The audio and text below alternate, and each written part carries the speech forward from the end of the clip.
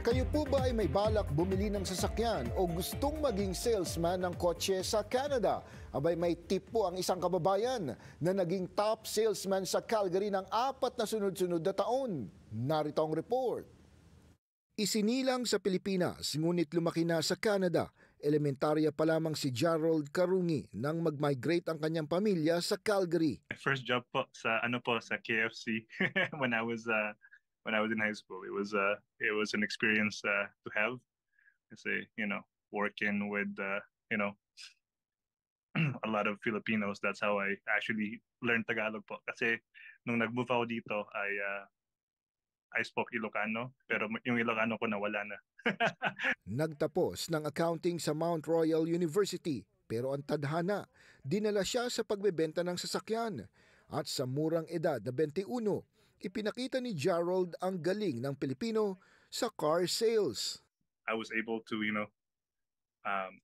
be the youngest top performer sa dealership namin, and then essentially nakita nila yung work ethic ko po na madami yung ginagawa for the clients, and they essentially I was their top sales guy for 4 years in a row po. 4 years in a row. This is from what year to what year? From 2017 po to 2020. Di nagtagal, na-promote agad si Gerald.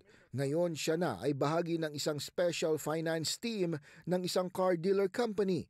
Tinutulungan niya ang mga newcomer na gustong bumili ng kotse o ang mga may hindi kagandahang credit record sa Canada. Yung difficulties ko po is to go over the bank approval po, right? Kasi sometimes we have clients that would want this vehicle, pero credit-wise it's not gonna work out, right? So that's the challenges. So sabihin nila sa amin, so if hindi ako po ma-approve dyan na kotse, di wag na lang po. Gaganon lang po sila sa akin. So that's some of the challenges that I do face on a daily basis po. Hindi inakala ni Gerald na siya'y magiging matagumpay sa industriyang ito. Sa industriya namin po, like, we get rejected all the time. Like, we get said no. Ang daming no's po. Like, doors get closed all the time, right? Like, we get rejected a lot. Like, if you have fear of rejection po, don't even start. Palagi daw niyang payo sa mga lumalapit sa kanya. Bagamat necessity ang may sasakyan sa Canada, hindi naman kailangang mamahalin ang bilhin. Buy a vehicle that suits your needs. Don't buy a vehicle because your friend thinks it's cool for you or it's good for you.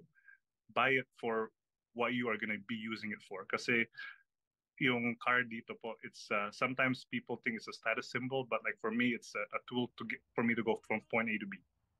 Pag bibili sila ng car, tignan nila po yung mga reviews from other like yung mga users na po, like just go to consumer reports so online, tignan niyo po yung mga reliability po ng car if they're good.